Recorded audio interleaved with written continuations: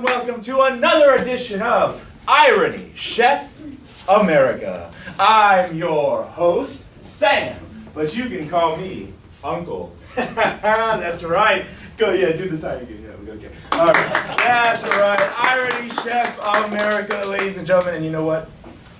We've got a very patriotic guest on the show today. She's been here before. She helps us craft those American delicacies, that's right. She's been here at past shows. She's helped us concoct such red, white, and blue classics as hot dogs, apple pie, and of course our very own version of Cracker Jacks. That's right, she's Mount Rushmore worthy, folks. So put your hands together for Rosie, the Cupcake Riveter!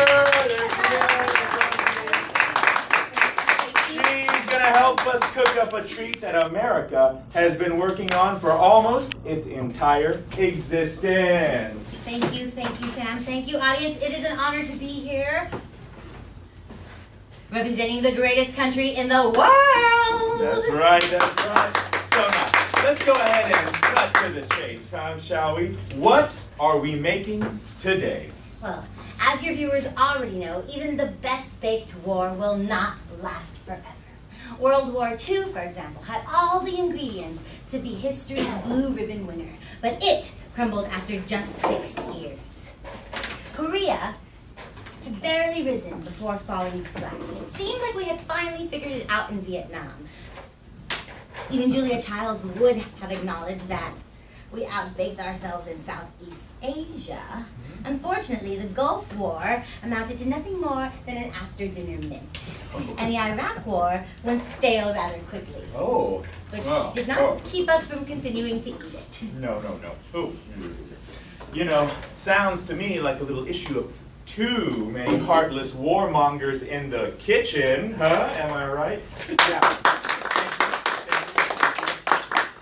So now I hear that this new recipe just might finally satisfy America's cravings for the battlefield and the bloodshed. Am I right? That's right, I do have one of those recipes. Yes, I do, Sam. Today, we will be making a new American treat called the Terrorist Organization. Ooh. The U.S. has been working on this recipe for years, but it seems that recently the chicken hawks have achieved perfection. And what, tell me, are the special ingredients? Oh, well, you asked. 3 main ingredients we're going to be using today: war, occupation, and torture. Like that torture. Oh yeah, smells good. You know, these are ingredients that America has in abundance. Few quick facts for you, my friends. Did you know that America has been at war for over 90% of its existence, my friends? Over 90% of its existence. Did you know that America has invaded or bombed or occupied 14 Muslim countries? 14. I didn't even know there were 14 Muslim countries. And get this, my folks, I'm sure that we can all agree that when it comes to signing and honoring those anti-torture treaties, well, America, that's not your strong suit, is it? I mean, come on. Let's give it up for waterboarding! Hello! Hold your nose, folks. Grab a snorkel. Used in the correct, carefully measured proportion. Yeah. Occupation, war, and torture synthesized in such a way that it's sort of a greenhouse effect. And it allows for new pathways to satisfaction. Now, this isn't your first time on the show, so I assume that the Iraq War functions as the perfect starter kit for this stuff? Yes. My 87-year-old grandmother has a sourdough starter kit that is generations old, and it pales in comparison to the baking prowess of the Iraq War. I mean, just minutes after putting this in the oven, one can feel, can smell this vacuum of power. Vacuum, It yes. lends itself to so many possibilities. That's right. Yes. That vacuum, I can feel that vacuum. Now, I think that it's that vacuum, right, that allows for occupation to be integrated into the mix so flawlessly, am I right? Exactly. Ah. America added the perfect level of occupation. Ooh, yes. Perfect level. Its presence was obvious. Yes. Presence was obvious. It struck fear into the hearts of individuals just standing by. All you had to do was to look like somebody who might maybe be bad, and boom, before you know it, you're rolled up like a human egg roll or an enchilada, canola if you've got a sweet tooth. But unfortunately, the occupation was never quite strong enough to overpower the opposition, and this allowed the opposition to simmer, to stew in its own juices, create this sort of greenhouse effect, and they were allowed to lay all sorts of foundation for destruction. Ooh, now, Oh, it took.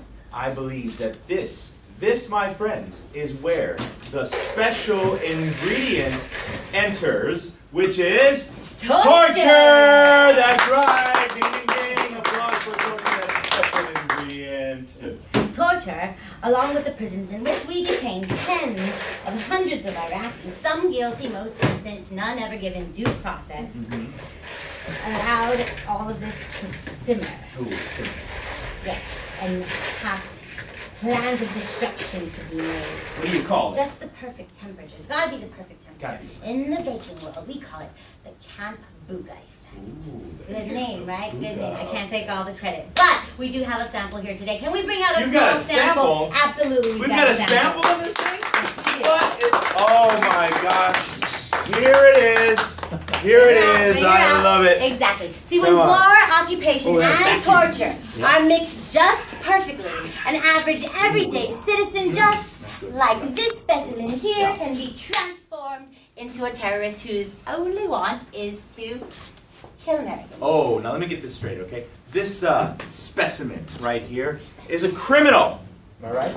That actually increased his extremism and took his terrorist tendencies from the playground into the real world. Is that what happened? While it is important to have some criminal elements in the mix, this specific individual just happened to be in the wrong place at the wrong time in the wrong overalls watching the wrong radio station. Yep. Otherwise, completely innocent. Yep. However, if you allow such an individual to stew in extremist juices till about here for a couple of years, the end result is pure terrorist, indistinguishable from the handful of actual terrorists we threw into the mix with the rest of them. Yeah.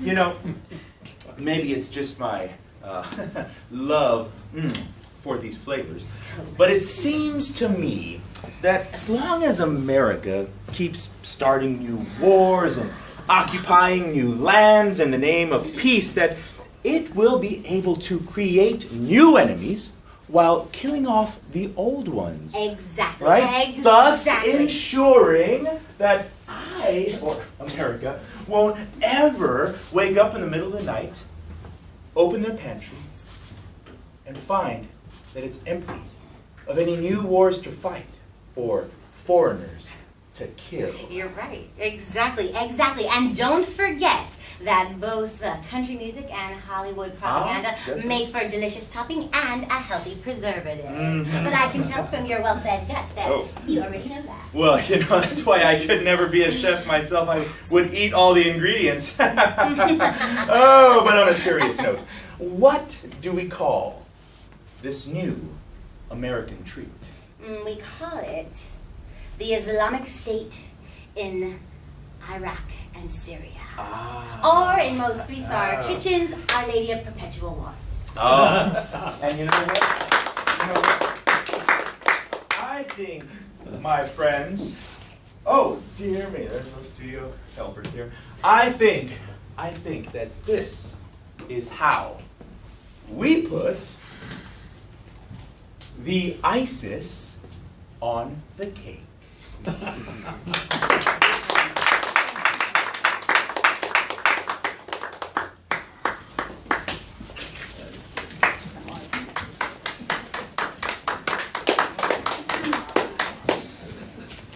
Oh boy. All right, another one Do wrapped. not know how you do this every night. Well, what can I say? Patriotism pays, right? Say, you hungry? I'm gonna get some lunch. There's a new Middle Eastern restaurant down the block I've been dying to try, pun intended. Hey, come on, let's go check it out. I mean, I love their food. They're a little, but the food is great. Let's go check it out. No, it's Veterans Day. Ah. I wanted to do something meaningful for Yes, them, of something course. real. Veterans Day, of course.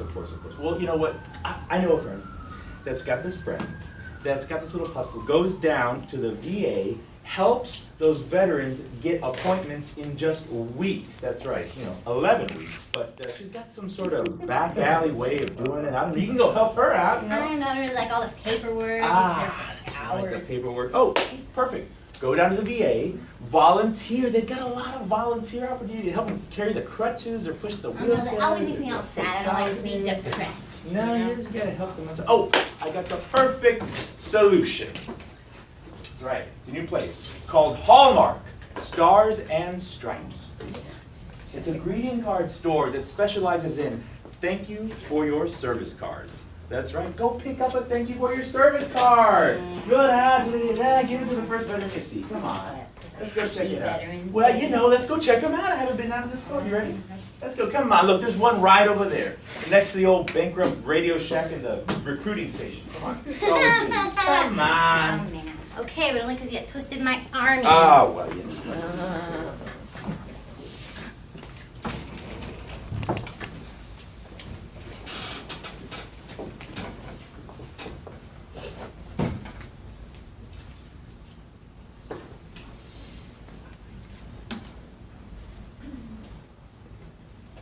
I gave a homeless man $1 last night.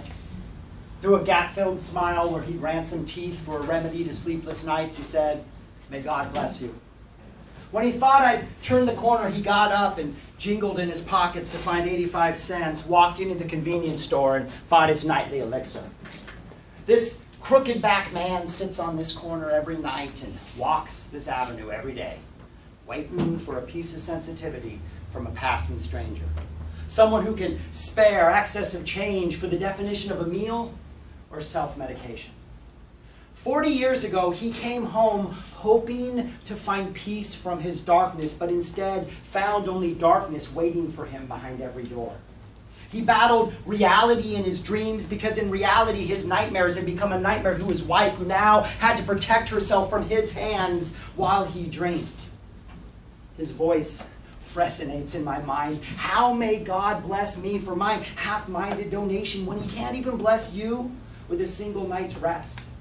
As you lie in cold sweats, fighting demons in your head with nothing more than the memories of fallen comrades staring back at you through empty eyes, with nothing more than shadows lurking around every corner with piercing cries, with nothing more than your darkness. A war veteran, supported for his bravery with a pat on the back.